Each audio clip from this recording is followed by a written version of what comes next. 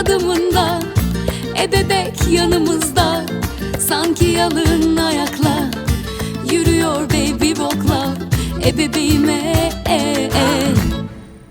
Bu minnacık ayakkabıların ardında kocaman bir çalışma var. 2 yıllık çalışmaların ardından uzmanlar tarafından geliştirilen Baby Walk'la bebeğiniz sanki yere çıplak ayakla basıyormuş gibi hisseder. Baby Walk, bebeğinizin doğal yürüyüşünü destekler.